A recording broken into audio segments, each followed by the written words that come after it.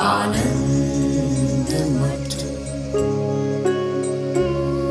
आनंद मठ और ऋषियों की अनमोल धरोहर को संजोएं।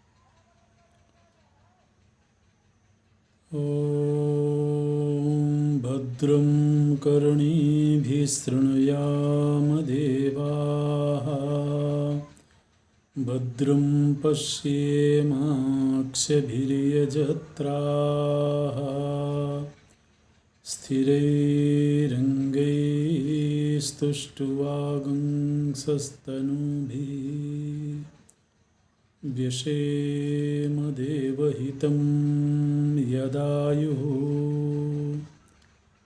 स्वस्ति न इन्द्रो वृद्धस्रवाः स्वस्ति नः पूषा विश्ववेदाः स्वस्ति नस्तार्क्ष्यो अरिष्टनेमिः स्वस्ति नो बृहस्पतिर्दधातु ॐ शान्ति शान्ति शान्तिः।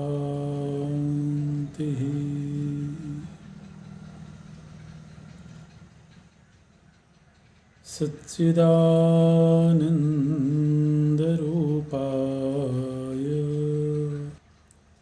विश्वोत्पत्त्यादिहेतवे तापत्रयविनाशाय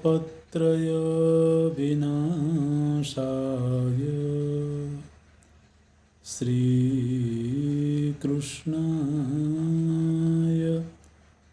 वयं नमः। श्रीकृष्णाय वयं नमः। नारायणं नमस्कृत्य नरं चैव नरोत्तमं देवीं सरस्वतीं व्यासं ततो जयमुदीरयेत् ततो जयमुदीरयेत्।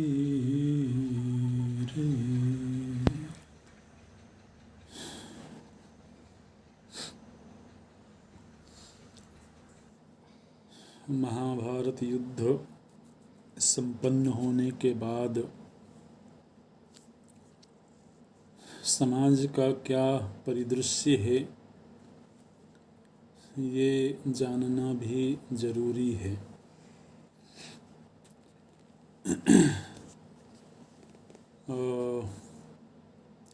प्रायः महाभारत के प्रसंग में युद्ध की ही मुख्य रूप से चर्चा होती है, लेकिन युद्ध एक सुंदर समाज का निर्माण करने के लिए किया जाता है।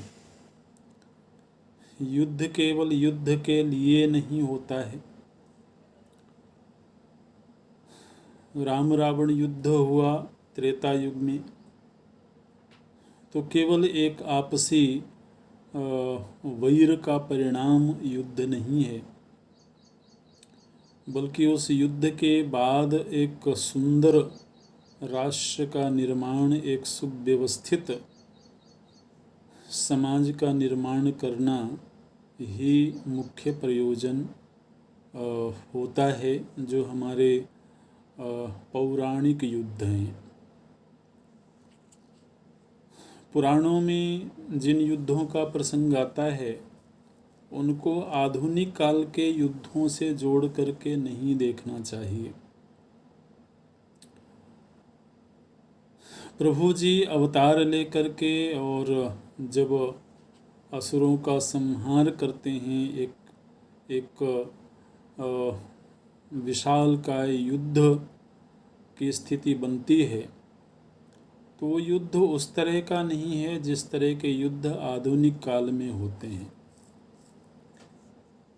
यहाँ तो अपने निजी वर्चस्व के लिए एक लड़ाई होती है, वहाँ वर्चस्व की लड़ाई नहीं है, वहाँ धर्म के स्थापना की लड़ाई है। समाज को सुंदर, सुव्यवस्थित, सुसंस्कृत बनाने का रास्ता यदि युद्ध से ही निकलता है तो फिर युद्ध किया जाता है। तो महाभारत युद्ध हुआ, व्यापक नरसंहार हुआ, लेकिन उस युद्ध के बाद क्या है?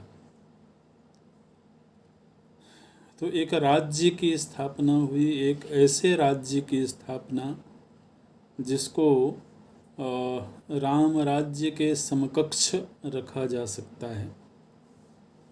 राम राज्य की जो अवधारणा है हमारे शास्त्रों में, जिसमें कि मनुष्य जाति के सर्वथा अनुकूल परिस्थिति, जिसमें प्रकृति भी है, जिसमें मानव भी है, जिसमें समाज भी है, जिसमें राजनीतिक व्यवस्था भी है, तो ये सब कुछ मिलकर के राम राज्य बनता है। उसमें केवल शासन व्यवस्था नहीं होती है, मनुष्य जाति के सर्वथा अनुकूल परिस्थिति का निर्माण करना, ये राम राज्य की मूल अवधारणा है। मनुष्य जाति के सर्वथा अनुकूल, और अनुकूल मने वैदिक जीवन के अनुकूल, ऐसा जीवन जिसमें धर्म परायणता है, ऐसा जीवन जिसमें इस लोक के साथ साथ परलोक की भी चिंता नहीं है। मनुष्य की अनुकूलता तो भोग प्रधान जीवन में भी हो सकती है, लेकिन उससे परलोक की चिंता दूर नहीं होगी। धर्मराज के शासन काल में ये कहा गया कि इस लोक के साथ साथ उस समाज में रहने वाले लोगों को परलोक की भी चिंता नहीं होती है। और क्यों नहीं होती है? क्योंकि सभी लोग धर्म परायण हैं, पुण्य कार्य करते हैं, पुण्यों का संचय करते हैं, इसलिए परलोक में कोई कष्टमय परिस्थिति मिलेगी, इस प्रकार की चिंता वहाँ नहीं होती है। तो ये एक सुंदर राज्य व्यवस्था बन गई। प्रभु श्री कृष्ण जी का एक दृष्टि से ये कार्य संपन्न हो गया। प्रभु जी का अवतार भक्तों पर अनुग्रह करने के लिए तो होता ही है, लेकिन साथ ही समाज से अमानवीय शक्तियों को नष्ट करना भी होता है। तो धर्मराज की स्थापना हो जाने पर भगवान कृष्ण बड़े आनंदित हैं, और अब महाराज जन्मेजय वैशंपायन जी से प्रश्न करते हैं कि जब पांडवों ने अपना राष्ट्र पा लिया, एक सुंदर राज्य व्यवस्था का निर्माण हो गया, उसके बाद श्री कृष्ण और अर्जुन इन दोनों ने क्या किया? ये महाराज जन्मेजय प्रश्न करते हैं। वैशंपायन जी उत्तर देते हैं कि भगवान कृष्ण बड़े प्रसन्न हैं, संतुष्ट हैं कि जिस तरह के राजा की वो इच्छा रखते थे उस तरह का राजा इस धरती को मिल गया है और एक धर्मपरायण समाज का निर्माण हो गया है। ये देख करके भगवान कृष्ण और अर्जुन दोनों ही आनंदित होते हैं, क्योंकि दोनों ही भगवान नारायण के ही अवतार हैं। तो दोनों का जन्म भी धर्म की स्थापना के लिए ही हुआ है, इसलिए बड़ा आनंद है। दोनों एक साथ वन विहार करते हैं, एक साथ रह कर के भी भोग विलास करते हैं।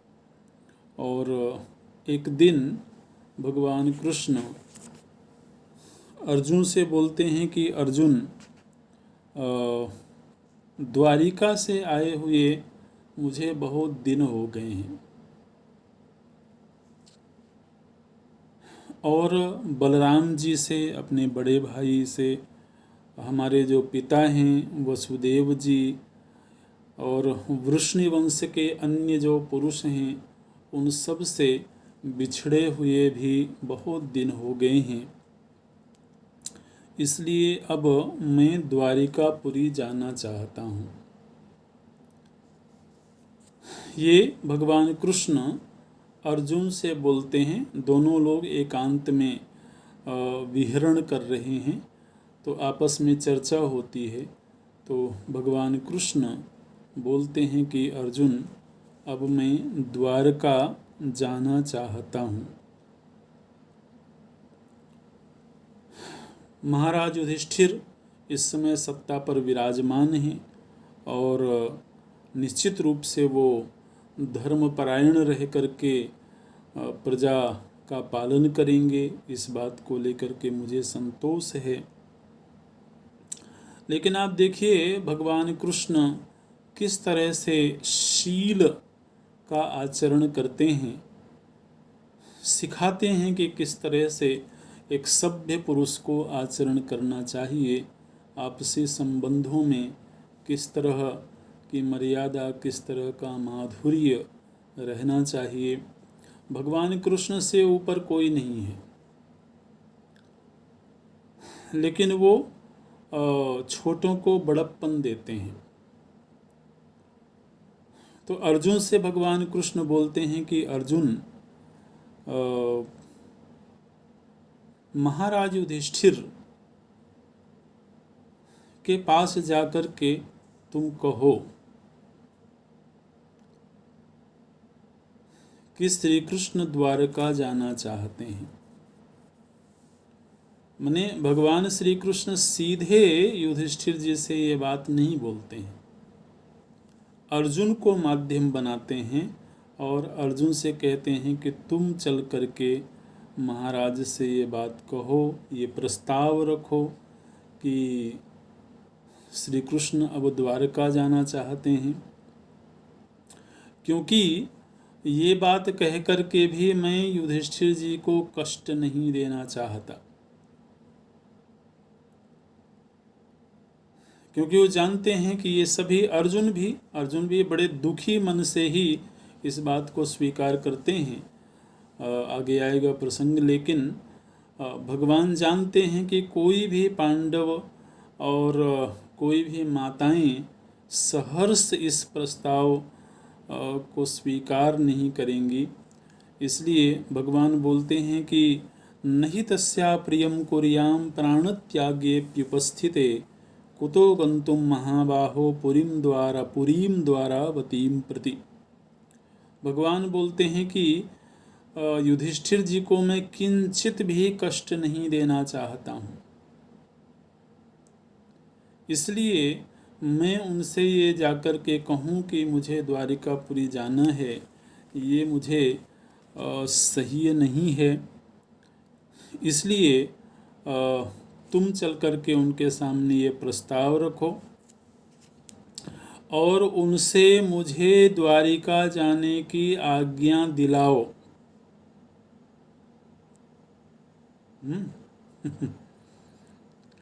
तम मया सह गत्वाद्य राजानं कुरुवर्धनम् आपृच्छ कुरु शार्दूल गमनं द्वारकां प्रति। तो तुम उनसे निवेदन करो कि वो मुझे द्वारका जाने की आज्ञा प्रदान कर दें, आज्ञा दे दें। वो राजा हैं, इस समय पर हमारे सम्राट हैं, इसलिए वो आज्ञा देंगे तभी मैं जा सकता हूँ। इस तरह से भगवान कृष्ण अर्जुन से बोलते हैं। अर्जुन का मन बड़ा दुखी है, लेकिन दुखी मन से अर्जुन ने इस प्रस्ताव को स्वीकार किया। स्वीकार करने के बाद अर्जुन बोलते हैं कि हे कृष्ण,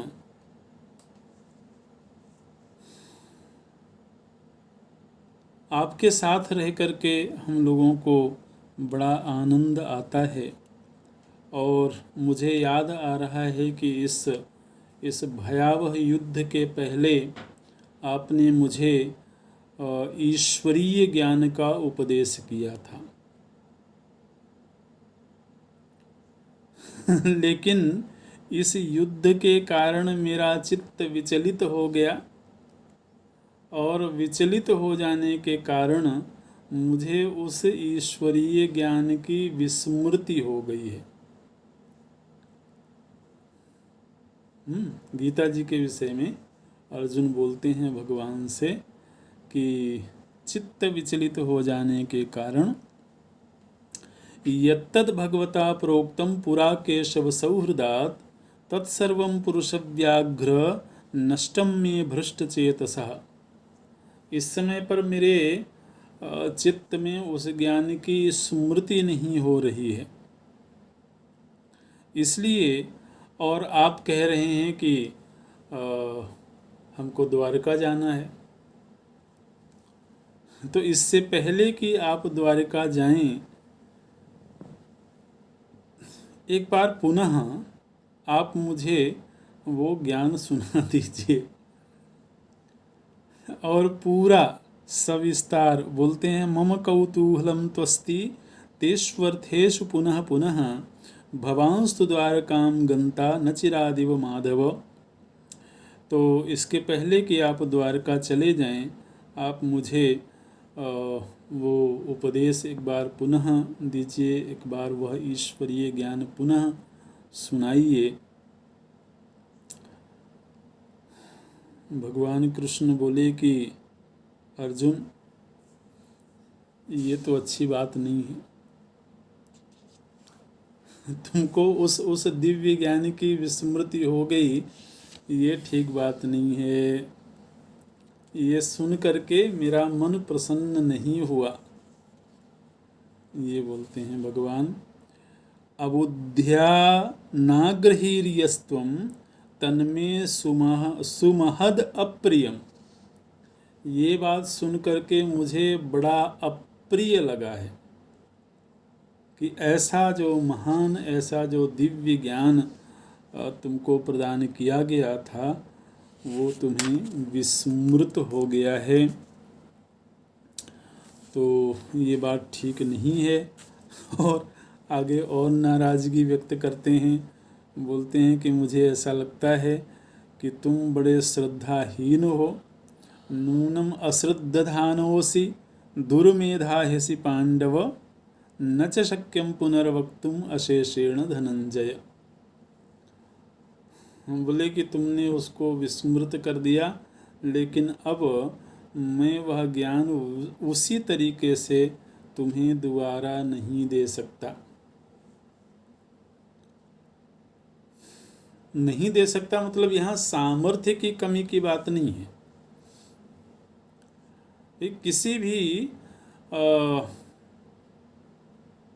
किसी भी वक्तव्य का एक वातावरण बनता है ना। एक परिस्थिति बनती है, एक वातावरण बनता है, जिसमें सामने वाले की जिज्ञासा, उसकी भावुकता, उसका प्रेम, वात्सल्य, तात्कालिक परिस्थिति, ये सब मिलकर के ही आचार्य के हृदय में उन नवीन विचारों को स्फुरित करते हैं। तो इस समय पर उस तरह का वातावरण नहीं है। इसलिए भगवान कृष्ण बोलते हैं कि मैं वही ज्ञान उसी क्रम से तुम्हें दोबारा नहीं दे सकता हूँ, लेकिन चूंकि तुमने जिज्ञासा करी है और तुम पुनः उस ज्ञान को स्मरण में लाना चाहते हो, इसलिए मैं तुम्हें दूसरे ढंग से कुछ उपदेश करूँगा। तो ये प्रसंग है, यहाँ पर इसको अनुगीता बोलते हैं। अनुगीता, अनुगीता का अर्थ है युद्ध के बाद एक बार पुनः अर्जुन को भगवान कृष्ण के द्वारा किया गया उपदेश। लेकिन यह जो उपदेश है यह उतना गंभीर नहीं है, उस तरह से सुव्यवस्थित नहीं है, उस तरीके से आध्यात्मिक प्रश्नोत्तर शैली में नहीं है, इसलिए समाज में इसका ज़्यादा प्रचलन नहीं हुआ है। और दूसरे ये कथानक के रूप में है, माने भगवान कृष्ण बताते हैं कि कोई ऋषि हुए तो उनके सामने ये प्रश्न आया तो उसका उन्होंने ये उत्तर दिया, इस तरह से। तो गीता जी में तो प्रभु जी स्वयं ही वक्ता बन करके उपदेश करते हैं कि मेरा विचार है, मैं ऐसा बोल रहा हूँ, मैं तुमसे ऐसा चाह रहा हूँ।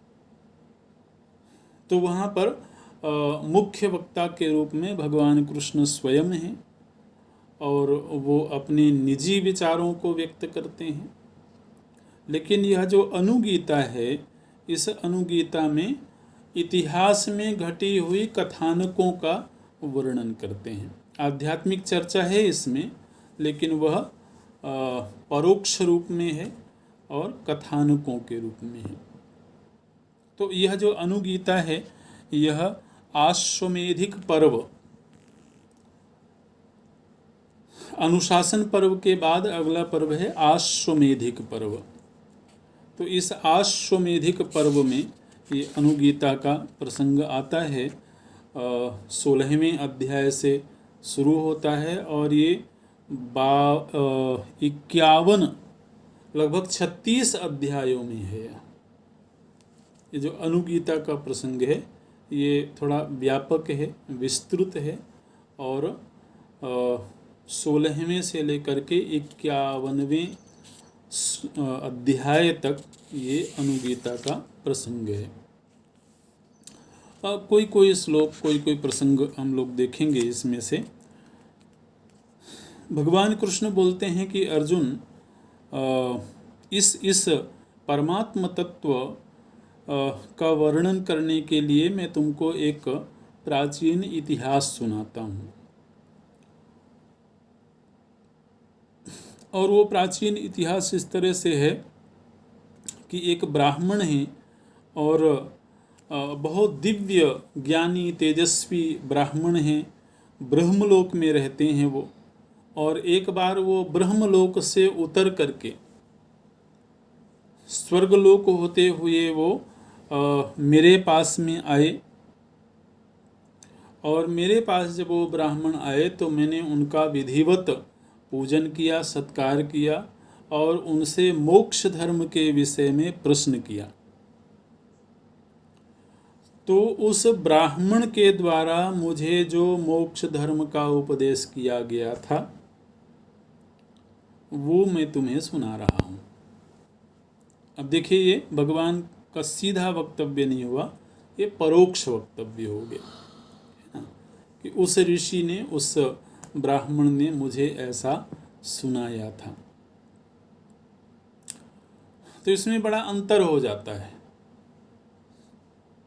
एक तो ये है कि जैसे गुरु ये कहें कि मैं तुम्हें अपना अनुभव सुना रहा हूँ, मैं तुम्हें ये बात सुना रहा हूँ और मैं तुम्हें ये आदेश दे रहा हूँ, एक तो ये बात होती है। और एक ये होती है कि हमने किसी से सुना है। तो जो हमने किसी से सुना है वो हम आपको सुना रहे हैं, इस तरह से। तो इसमें बड़ा भेद हो जाता है। अच्छा, तो बोलते हैं कि उस ब्राह्मण ने मुझे जो सुनाया था वो मैं तुम्हें सुना रहा हूँ। अच्छा, उन ब्राह्मण ने क्या सुनाया था? बोले कि उन ब्राह्मण ने कहा कि एक बार एक सिद्ध पुरुष थे, और वो जो सिद्ध पुरुष थे उनके पास में एक ऋषि, काश्यप ऋषि उनके पास गए और उन्होंने उनसे मोक्ष धर्म के विषय में प्रश्न किया। तो उस समय उस सिद्ध पुरुष ने काश्यप ऋषि को जो उपदेश किया था वो मैं कृष्ण तुम्हें सुना रहा हूँ, इस तरह से।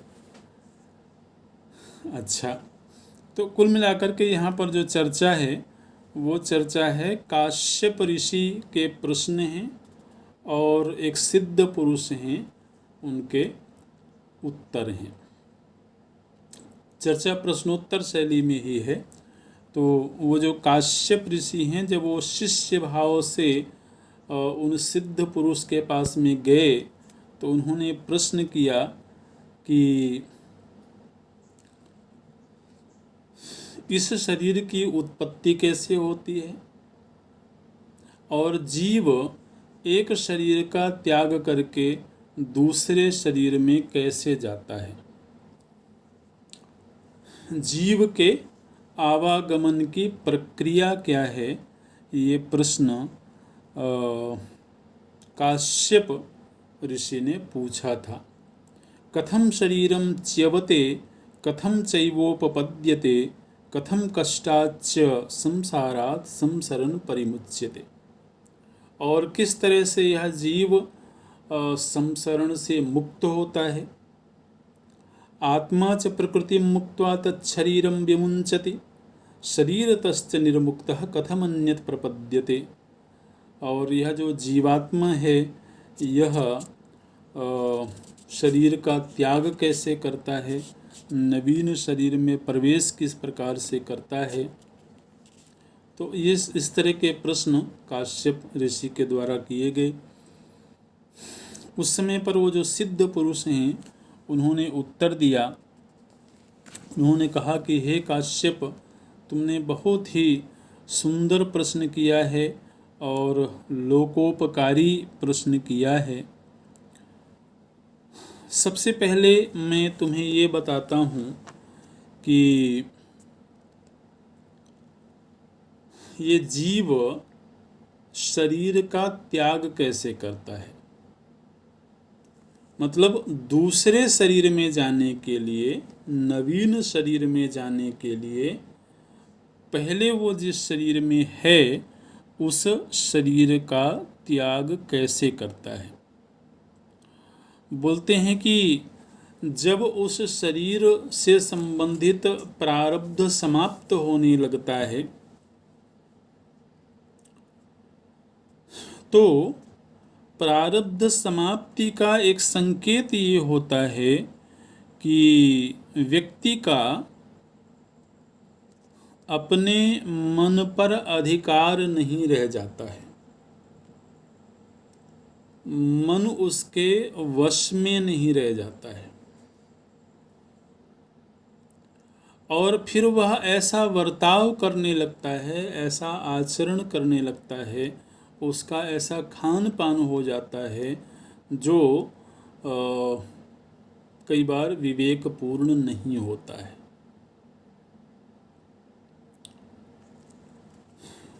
तो ऐसा वर्ताव जब देखने को मिले तो एक संकेत है कि अब उसका प्रारब्ध समाप्त होना चाहता है इस शरीर का, और वह इस शरीर का त्याग करके नवीन शरीरों की ओर यात्रा करना चाहता है।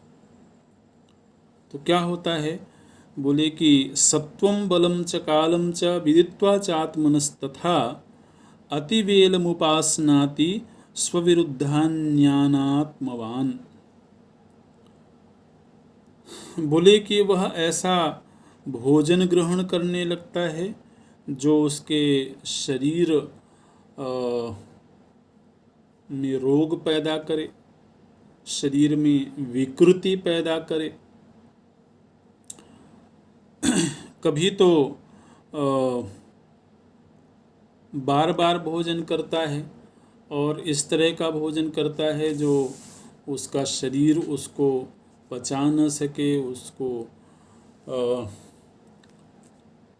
तो इस तरह से कभी अत्यधिक भोजन करेगा, कभी बिल्कुल भोजन का त्याग कर देगा, कभी आपस में विरुद्ध गुणों वाले पदार्थों का सेवन करेगा। तो इस तरह से मन उसका थोड़ा सा उसके वश में नहीं रह जाता है। इसी तरह से उसका लोगों के साथ जो व्यवहार है वो व्यवहार भी बिगड़ने लगता है। लोगों के साथ कभी तो बहुत मधुर व्यवहार करने लगेगा, कभी बहुत कर्कश व्यवहार करने लगेगा।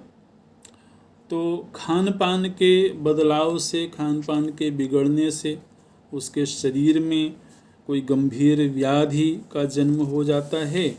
इसी तरह से लोगों के साथ बुरा व्यवहार करने के कारण लोगों की उपेक्षा का भी उसे शिकार होना पड़ता है।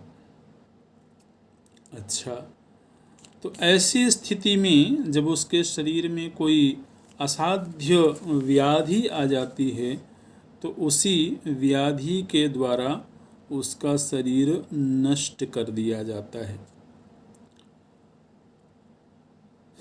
और जब शरीर की व्यवस्था, आंतरिक व्यवस्था बिगड़ जाती है तो बोलते हैं तीव्र वायु से प्रेरित होकर के पित्त का प्रकोप शरीर में बढ़ जाता है और उससे प्राणों की जो गति है वह अवरुद्ध होने लगती है, मर्म स्थानों को विदीर्ण करने लगती है और इस तरह से वह उसके जो प्राण हैं वो शरीर को छोड़ देते हैं। फिर बोलते हैं कि जिस समय पर उसके प्राण शरीर को छोड़ते हैं और जिस समय पर वह नवीन गर्भ में प्रवेश करता है, दोनों ही स्थितियों में उसको अतिशय पीड़ा होती है। ये बोलते हैं गर्भ में प्रवेश करते समय भी और पूर्व शरीर का त्याग करते समय भी, फिर गर्भ में रहते हुए किस तरह से उस जीव को पीड़ा होती है इसका भी वर्णन करते हैं, विस्तार से वर्णन हुआ है। जिस समय पर जीव भूमिष्ठ होता है, गर्भ से बाहर आता है, तो उस समय उसे गर्भ में रहते हुए भी और गर्भ से बाहर आते समय भी उसे कितनी पीड़ा होती है यह बताया गया। बोले कि सामान्य व्यक्ति तो जीव के शरीर का त्याग करना अथवा नवीन शरीर में प्रवेश करना दिखाई नहीं देता है, लेकिन कुछ सिद्ध पुरुष होते हैं। एक दृष्टांत देते हैं यहाँ पर, बोले यथांधकारे खद्योतम लीयमानं ततस्ततः चक्षुष्मन्तः प्रपश्यन्ति तथा च ज्ञानचक्षुषः पश्यन्त्येवं विधं सिद्धा जीवं दिव्येन चक्षुषा च्यवन्तं जायमानं च योनिं चानुप्रवेशितम्।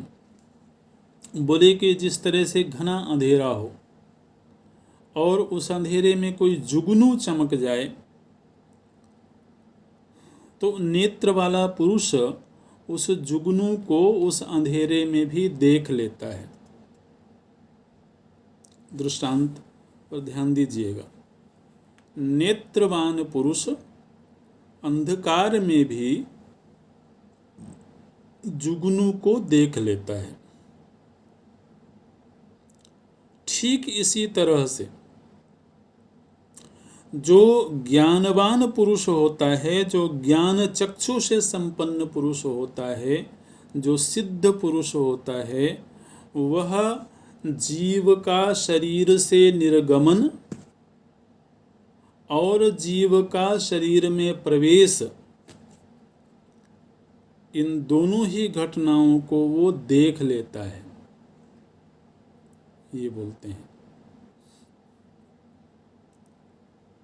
मैंने ये भी एक प्रमाण यहाँ पर मिल गया कि ये ऐसी घटना नहीं है जो सर्वथा ही अज्ञात है, अदृष्ट है, ऐसा नहीं है।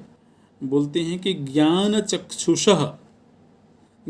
चक्षुषः पश्यन्ति, ज्ञान चक्षु से संपन्न जो महापुरुष हैं वो देखते हैं। किम पश्यन्ति? च्यवन्तं जायमानं च योनिं च अनुप्रवेशितम्, शरीर में जीव का प्रवेश होना और शरीर से जीव का निर्गमन होना, ये दिव्येन चक्षुषा, दिव्य चक्षु के द्वारा जो ज्ञानी हैं, जो सिद्ध पुरुष हैं, वो इस घटना को देख लेते हैं। ये वो सिद्ध पुरुष बता रहे हैं। और फिर वो जो सिद्ध पुरुष हैं वो अपने विषय में बताते हैं। बोले कि काश्यप, मैं अनेक जन्मों तक अनेक शरीरों में भ्रमण करता रहा। सिद्ध पुरुष हैं, उनको अपने पूर्व जन्मों की स्मृति है, तो वो उस स्मृति को सामने रखते हैं। बोलते हैं कि पूर्व के शरीरों में मैंने शुभ कर्म किया, मैंने अशुभ कर्म किया, और उन शुभ अशुभ कर्मों का भोग करने के लिए मैं शुभ अशुभ योनियों में गया।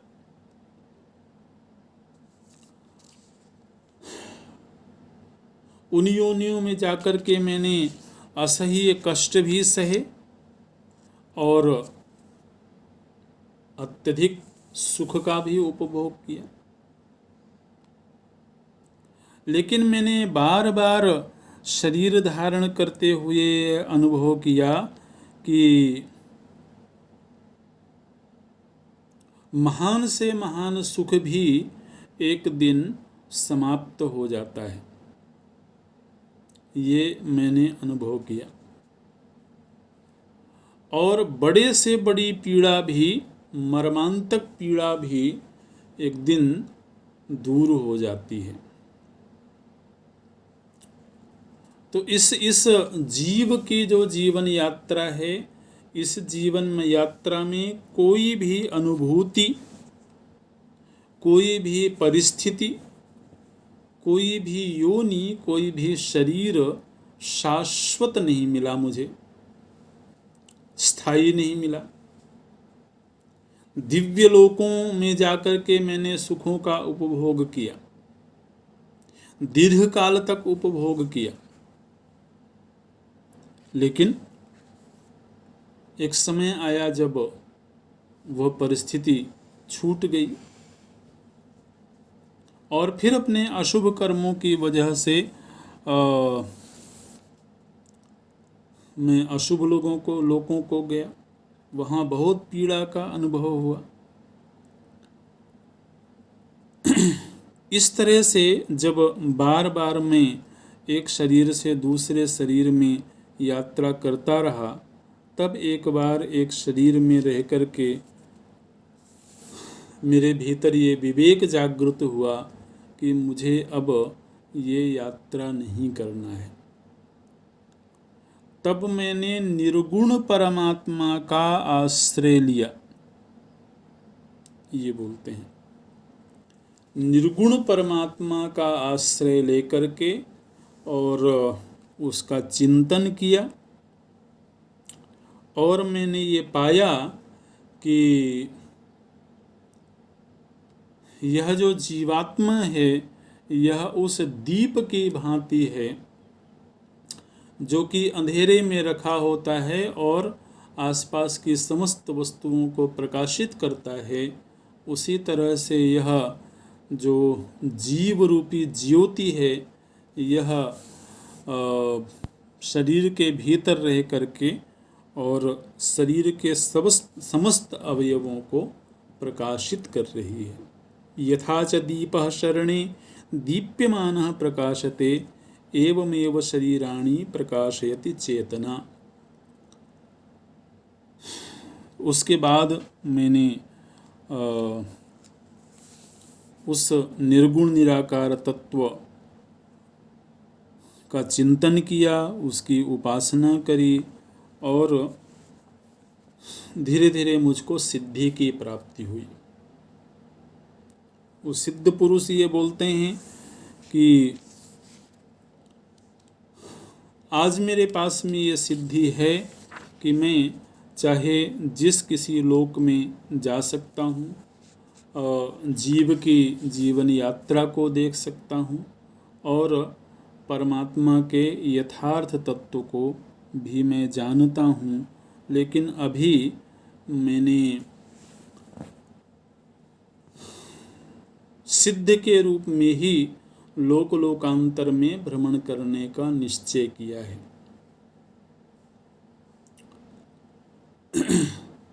अब मेरे सामने कोई प्रतिबंध नहीं है और मैं किसी भी योनि में किसी भी लोक में यात्रा कर सकता हूँ और वहाँ की परिस्थितियों से मैं निष्प्रभावी रह सकता हूँ। और ये सब इसलिए हुआ क्योंकि मैंने उस परमात्म तत्व का चिंतन किया है, आत्मा के रूप में उसका अनुभव किया है,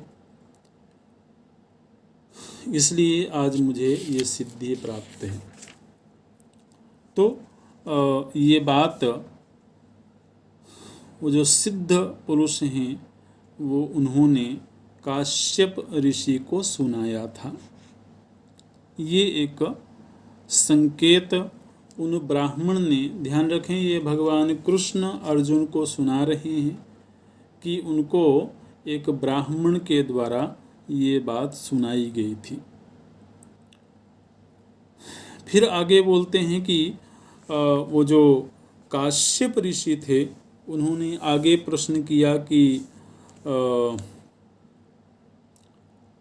शिष्य को गुरु के पास जाकर के किस तरह के प्रश्न करने चाहिए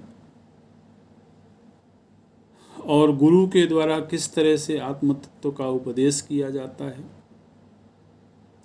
तो उसके लिए बोलते हैं कि जो गुरु है वह जब शिष्य को उपदेश करता है तो किस तरह से उपदेश करता है उसके लिए एक दृष्टांत देते हैं। बोले ईशिकाम च यथा मुंजात कश्चिन निष्कृष्य दर्शयेत योगी निष्कृष्य चात्मानं तथा पश्यति देहतः। जिस तरह से मूंज एक घास होती है, उस घास के भीतर से ईशिका निकाला जाता है, तो बड़े तरीके से उसको निकालना होता है क्योंकि बहुत कोमल होती है। अगर उसको बड़ी सावधानी से न निकाला जाए तो वह भीतर ही टूट जाती है। तो जिस तरह से मूंज से सींक को बड़ी सावधानी से निकाला जाता है, इसी तरह से इन पंच कोशों से आत्म तत्व का निष्कर्षण करना होता है। आत्म तत्व को बहुत विचार करके, बहुत चिंतन करके और इस शरीर से बाहर निकालना होता है, देह से पृथक करना होता है। देह से पृथक करना होता है माने देह से पृथक है ऐसा साक्षात्कार करना होता है, ऐसा अनुभव करना होता है, ये बोलते हैं। और इसके लिए जीव को योग का आश्रय लेना होता है,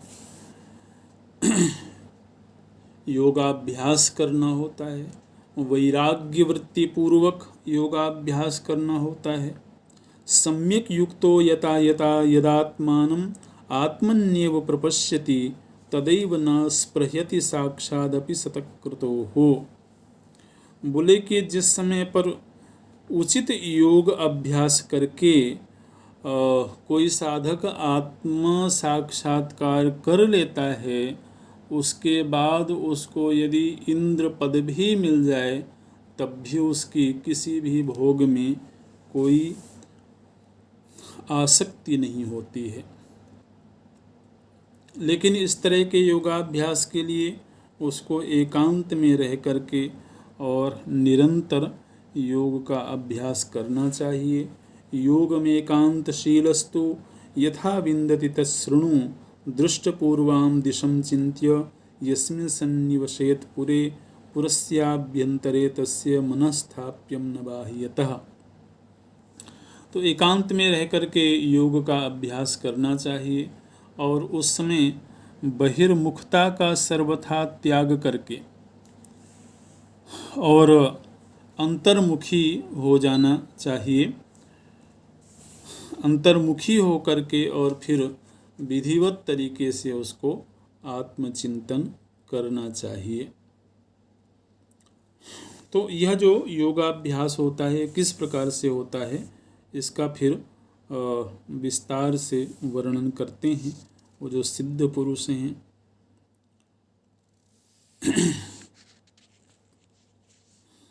तो ये प्रसंग सुनाया ब्राह्मण ने भगवान कृष्ण को, और भगवान कृष्ण बोलते हैं कि अर्जुन उस समय पर इतना ही प्रसंग सुना करके वो जो ब्राह्मण थे वो तो वहीं मेरे देखते ही देखते अंतर्धान हो गए थे। तो एक बहुत संक्षिप्त में करीब 2 अध्यायों में ब्राह्मण के द्वारा किस तरह से भगवान कृष्ण को उपदेश किया गया था वो प्रसंग एक तो भगवान कृष्ण सुनाते हैं अर्जुन को, और भगवान बोले कि अर्जुन ये इस तरह के उपदेश हैं जो व्यग्रचित्त वाले को नहीं दिया जाना चाहिए। बोलते हैं नैतत् पार्थ सुविज्ञेयं व्यामिश्रेणेति मे मतिः नरेणाकृत संज्ञेन विशुद्धेनांतरात्मना। भगवान कृष्ण बोलते हैं कि मेरा ऐसा विश्वास है कि आत्मतत्व संबंधी उपदेश व्यग्रचित्त वाले व्यक्ति के लिए नहीं है। ये बहुत स्पष्ट बोलते हैं, क्योंकि अभी अभी स्वयं अर्जुन दृष्टांत के रूप में सामने है ना। जिस समय पर गीता जी का उपदेश सुना उस समय तो अर्जुन पूरी निष्ठा के साथ एकाग्रता के साथ सुनते रहे, लेकिन फिर जीवन में ऐसी परिस्थिति आई, युद्ध जैसी घोर परिस्थिति आई कि चित्त विचलित हो गया। तो इसलिए भगवान बोलते हैं कि व्यग्र चित्त वाले को ये जो आत्म तत्व का उपदेश है ये नहीं किया जाना चाहिए। जिसका अंतःकरण शुद्ध हो गया है, विशुद्धेनांतरात्मना, विशुद्ध अंतःकरण से ही यह ज्ञान ग्रहण करने योग्य है।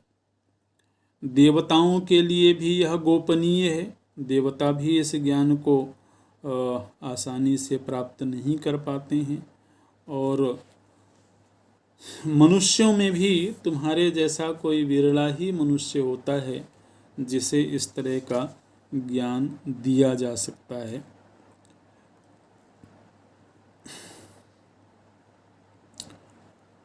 ये ऐसा ज्ञान है आत्मदर्शन संबंधी ज्ञान। बड़ी महिमा गाते हैं भगवान कृष्ण। बोलते हैं इमं धर्मं समास्थाय येऽपि स्युः पापयोनयः स्त्रियो वैश्यास्तथा शूद्राः तेऽपि यान्ति परां गतिम् किं पुनर्ब्राह्मणाः पार्थ क्षत्रिया वा बहुश्रुताः स्वधर्म रतयो नित्यं ब्रह्मलोकपरायणाः। बोले कि यह आत्मज्ञान आत्मदर्शन संबंधी जो ज्ञान है यह स्त्री वैश्य शूद्र किसी भी योनि में रहने वाले जीव को मिल जाए उसे परागति की प्राप्ति होती है। फिर यदि कोई वेदनिष्ठ ब्राह्मण हो तो उसके लिए तो फिर ये बहुत ही आसान है। और इस आत्मज्ञान से बढ़ करके दूसरा कोई सुख नहीं है। नातः परम सुखम त्वन्यत् किंचित स्यात् भरतर्षभ, बुद्धिमान श्रद्धानश्च पराक्रांताश्च पांडव। यह परित्यज्यते मर्त्यो लोकसारमसारवत्, एतैरुपायैः स क्षिप्रं परां गतिमाप्नुते। बोले कि असार सारहीन इस संसार को त्यागने में जो व्यक्ति समर्थ हो, उसी को इस ज्ञान की प्राप्ति हो सकती है। कई बार व्यक्ति सोचता है ना कि संसार भी साथ में चले और परमात्मा भी मिल जाए। तो भगवान बोलते हैं कि असार लोकसारम असारवत परित्यज्यते। असार रूप यह जो संसार है, इसका परित्याग करके ही व्यक्ति फिर परागति को प्राप्त कर सकता है। अच्छा, तो ये तो एक ब्राह्मण के द्वारा जो भगवान कृष्ण को उपदेश प्राप्त हुआ था उसको प्रभु जी ने सुनाया। फिर एक प्रसंग इतिहासों के द्वारा, थोड़े थोड़े कथानकों के द्वारा भगवान सुना रहे हैं। बोलते हैं कि एक ब्राह्मण ने अपनी पत्नी को कुछ उपदेश किया था। एक ब्राह्मण के द्वारा अपनी पत्नी को ज्ञान यज्ञ का उपदेश किया गया था। उसको ब्राह्मण गीता नाम देते हैं। तो आगे वो भगवान कृष्ण सुना रहे हैं। ओम